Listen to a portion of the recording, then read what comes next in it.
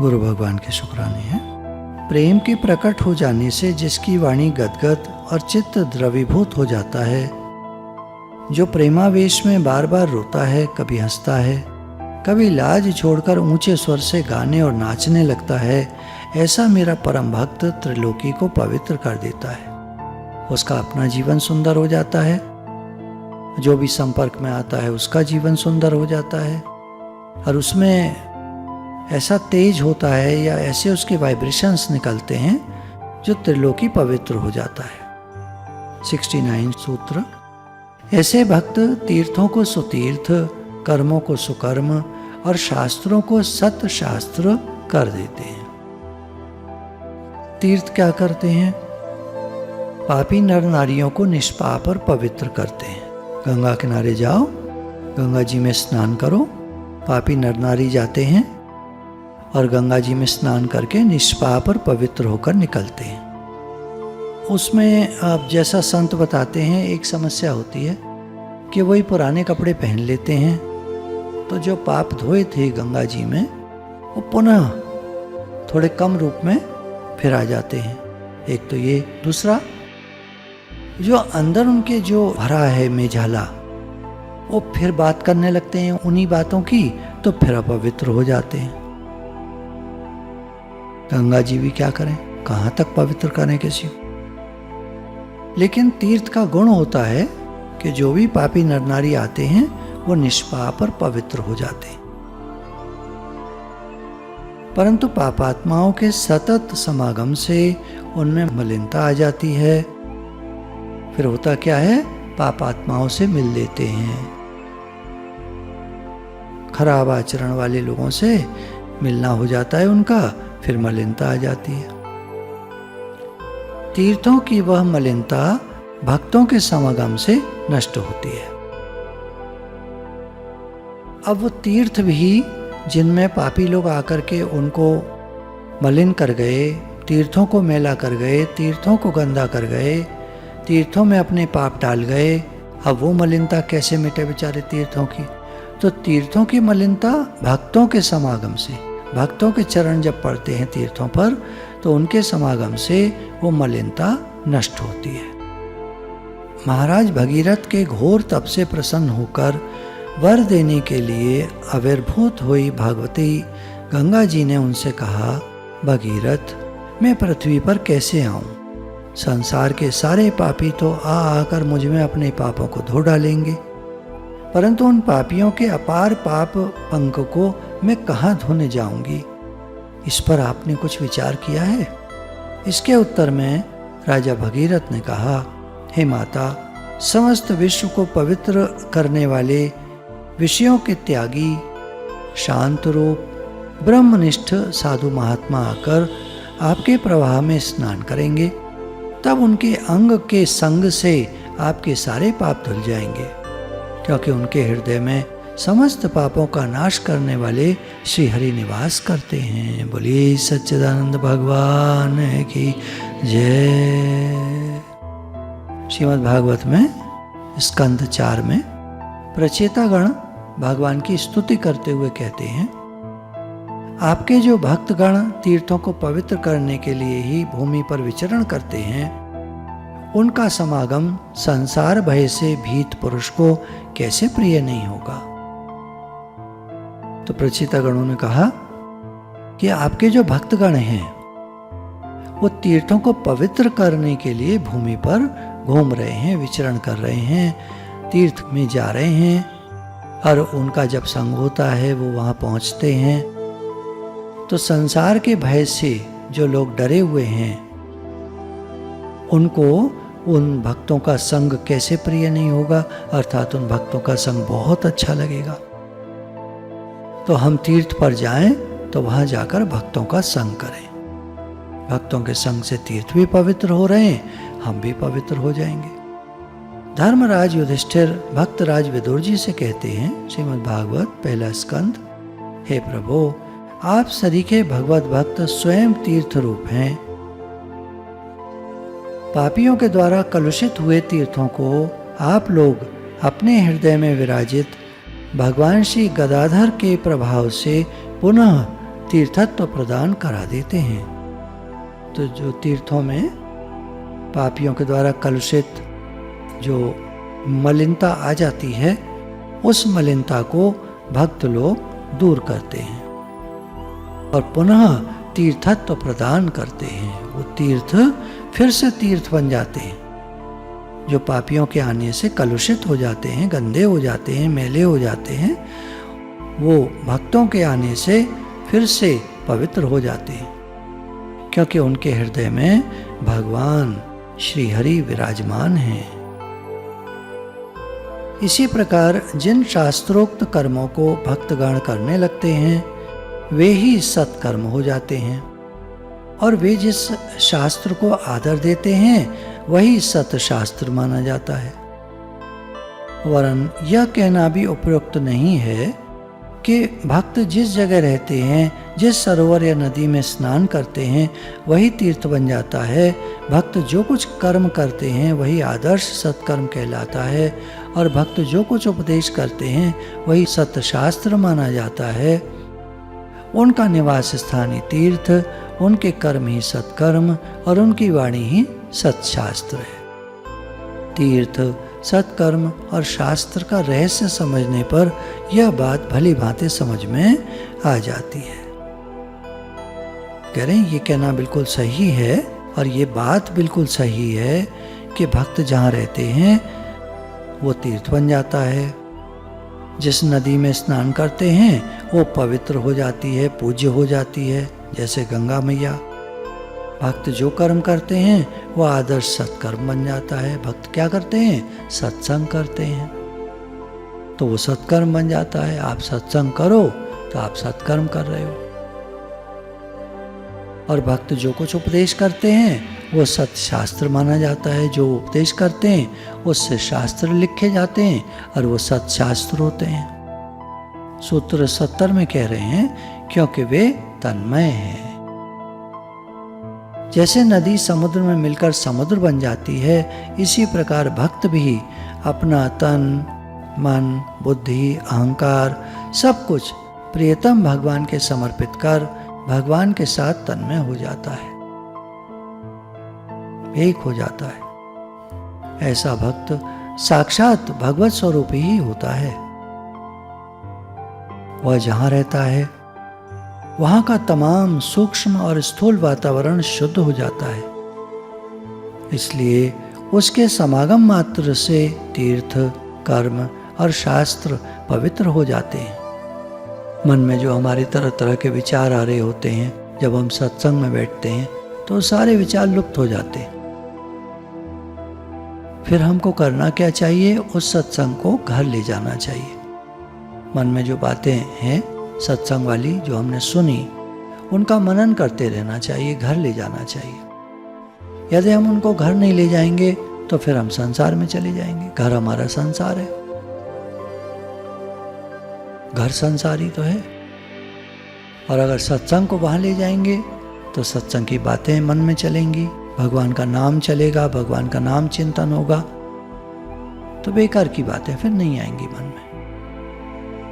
जैसे नदी समुद्र में मिलकर समुद्र बन जाती है, इसी प्रकार भक्त भी अपना तन, मन, बुद्धि, अहंकार सब कुछ प्रियतम भगवान के समर्पित कर भगवान के साथ तन्मय हो जाते हैं।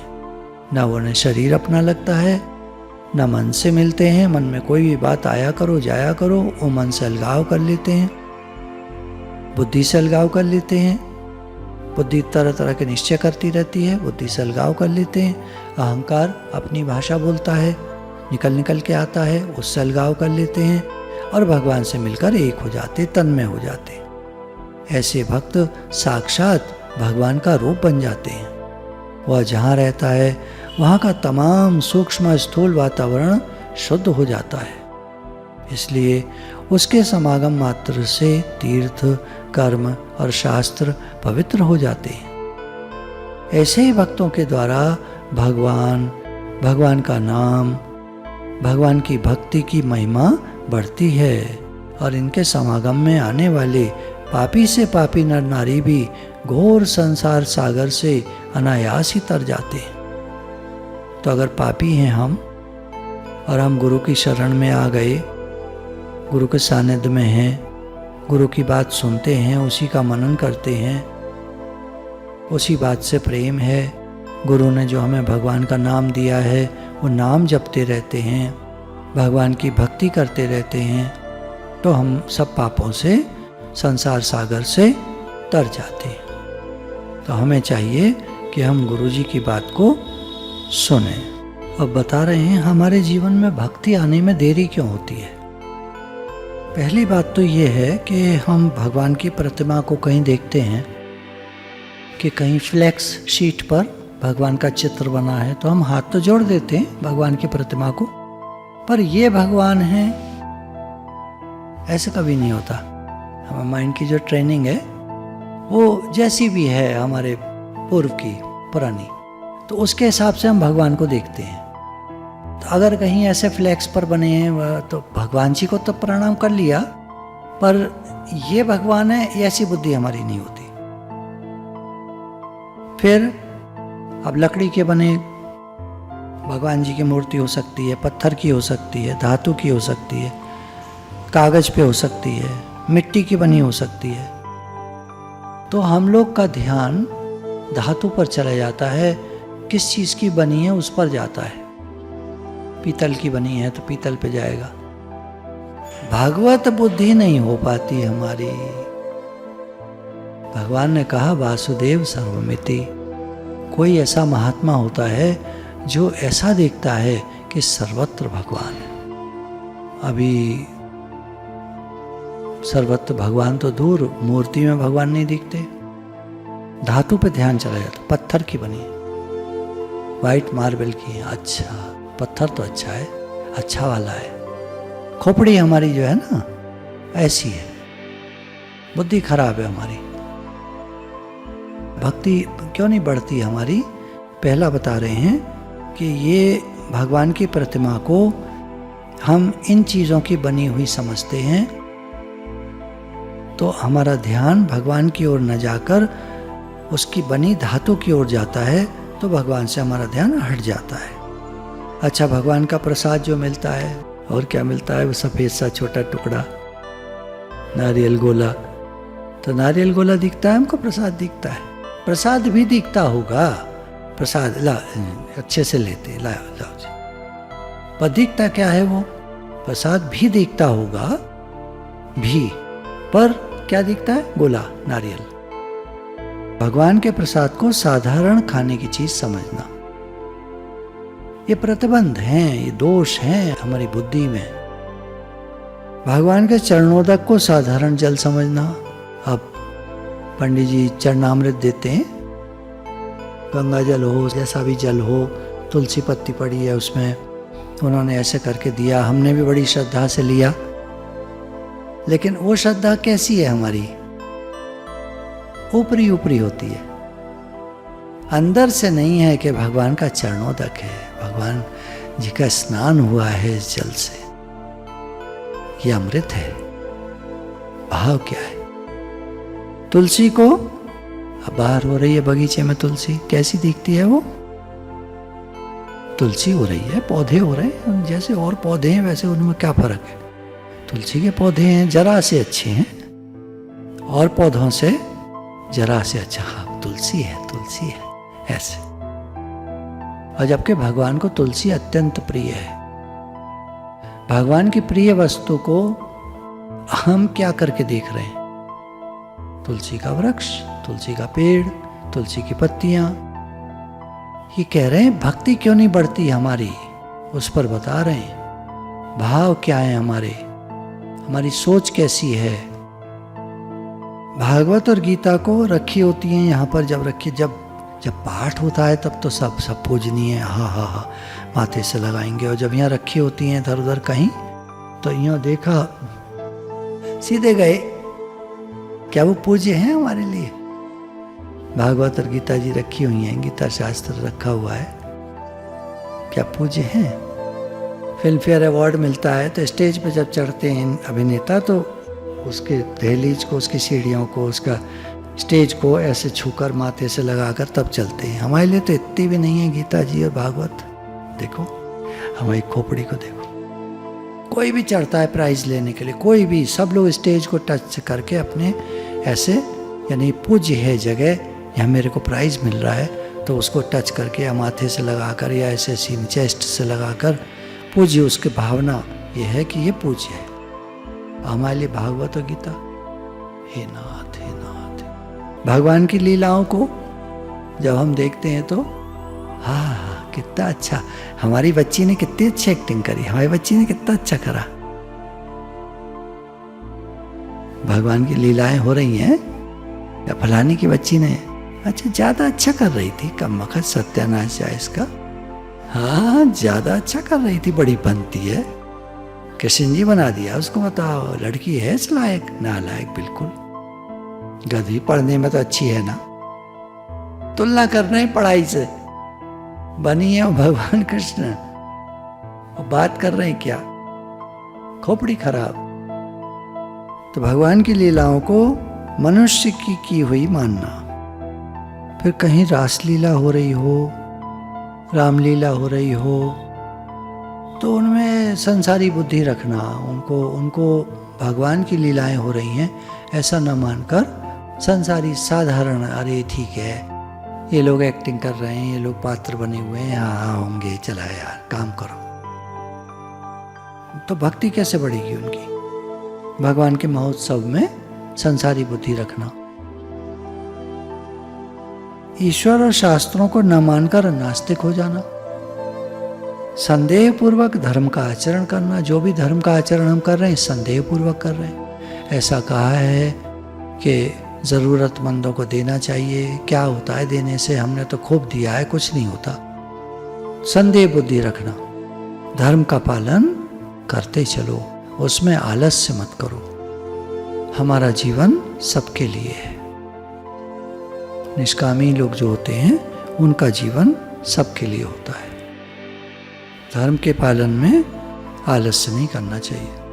भक्तों के बाहरी वेश को देखकर उनका मजाक बनाना, अरे भाई भक्त को तो जैसा मिला है बेचारा वैसा पहन लेता है, फटा मिला है फटा पहन लेता है, उसको देखकर मजाक बनाने लगते हैं कुछ लोग। कैसे भक्ति बढ़ेगी उनकी?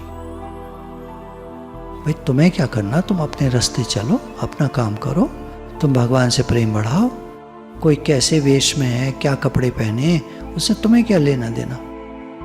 बहुत संभल के चलने की राह है ये, चाहे वो भक्ति की राह हो, चाहे वो ज्ञान मार्ग हो, चाहे कर्मयोग का मार्ग हो, बहुत संभल के चलने की राह है।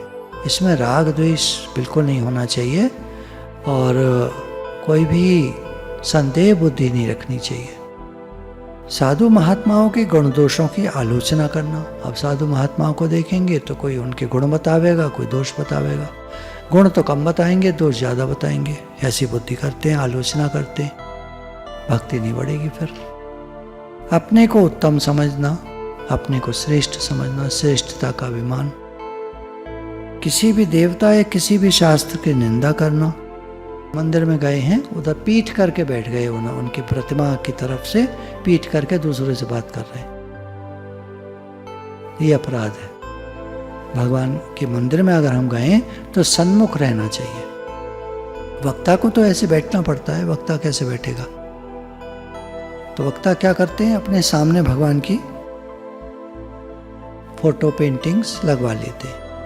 तो वो वक्ता उधर देखता है, श्रोता उधर देखते हैं, तो दोनों देख रहे हैं भगवान की तरफ। भगवान की मूर्ति के सामने जैसे मंदिर में जूते पहनकर जाना, जूते को, चमड़े के जूते को असल में अशुद्ध मानते हैं। तो जो भी भगवान के मंदिर में खड़ाऊं रख लेते हैं, उस तरह की चीज़ें रख लेते हैं जो या पर्सनल हैं, बाहर नहीं जाते जिनसे, तो वो बात अलग है। बाकी भगवान के मंदिर में अशुद्ध चीज़ लेकर नहीं जाते। भगवान की मूर्ति के सामने माला धारण करना, भगवान की मूर्ति के सामने छड़ी लेकर जाना, छड़ी को बाहर रख देते हैं लोग। माला का ऐसे है ना, जैसे भगवान जी को माला चढ़ाते हैं हम, तो हमने क्या करा, जब हम मंदिर में घुसे तो अपने माला डाल ली। वो फूलों की जो माला होती है, वो माला नहीं कह रहे हैं, कंठी माला नहीं, फूलों की माला। अपने डाल के भगवान जी के सामने पहुँचे, मैं आया हूँ, ऐसे इसको मना कर रहे हैं। भगवान जी के सामने माला धारण करके नहीं जाते, उनको चढ़ा देते हैं माला, फिर पंडित जी हमें देते हैं, फिर पहना देते हैं। वो फिर बात की बात हो गई, वो तो उनकी उतरी हुई माला हो गई। एक होता है हम ही माला डाल के जा रहे हैं, वो नेताजी को बाहर मिल जाए और लोग माला चढ़ा दें और नेताजी वैसे ही माला चढ़े हुए में अंदर भगवान जी के सामने चले जाएं, तो ये दोष हो गया। इसके लिए कह रहे दातुन कुल्ला किए बिना जाना, ब्रश व्रश नहीं करा, अपना झूठे मुंह गंदे मुंह अपना पहुंच गए भगवान जी के आगे। मैले वस्त्रों में, मैले मतलब जिसमें मल त्याग करा हो, अभी कोई टॉयलेट गया हो, पॉटी गया हो, बस वहाँ जाके और सीधा मंदिर में घुस गया, तो उसको मैले वस्त्र कहते हैं। वो मैले वस्त्र नहीं जो लोगों के अपने साधना में मैले हो गए हैं और नया वस्त्र नहीं है, गरीब हैं, कहाँ से लाएंगे नए। तो मेला मतलब मल त्याग वगैरह किया हो, कोई इस तरह का कर्म किया हो, टॉयलेट वगैरह गए हों, पॉटी गए हों और वहाँ से निकल कर के सीधे मंदिर में घुस गए, तो कह रहे हैं वो मंदिर में प्रवेश करने से ये दोष है। भगवान की मूर्ति के सामने हाथ पैर फैलाना, हाथ पैर फैला के बैठ गए। भगवान की मूर्ति के सामने जोर से हंसना, भगवान जी की मूर्ति के सामने पान खाना। एक तो प्रसादी मिलती है, प्रसादी में पान भी मिल जाता है कभी कभी, वो और चीज़ हो गई। एक है पान चबाते हुए अपना मुंह में गुटखा भरा मंदिर में घुस गए। स्त्रियों को देखना, स्त्रियों के चारों ओर घूमना, मंदिर के अंदर गए हैं और वहाँ जो है स्त्रियों के चारों ओर घूम रहे। अरे भगवान के चारों ओर घूम भैया, वहाँ गया है परिक्रमा कर मंदिर की। क्रोध करना, और भगवान जी के सामने क्रोध कर रहे हैं। भगवान की मूर्ति के सामने किसी दूसरे का अभिवादन करना। अब कभी कभी मजबूरी फंस जाती है, साल में एक आध बार कोई ऐसा आ जाता है, उसका अभिवादन करना पड़ता है। जैसे सत्संग भवन में किसी और का अभिवादन नहीं करना चाहिए, अवॉइड करना चाहिए। मजबूरी में है तो अब आजकल तो पता नहीं क्या क्या सब है, मजबूरी में ठीक है, कभी कोई हो गया, पर अभिवादन तो सिर्फ भगवान का होता है। भगवान के मंदिर में भगवान का अभिवादन होता है, किसी और का नहीं। तो ये सब चीज़ें दोष बताई हैं। अभी ये और हैं, अभी 35-36 हुए हैं, 64 हैं। गुरु भगवान के शुक्र।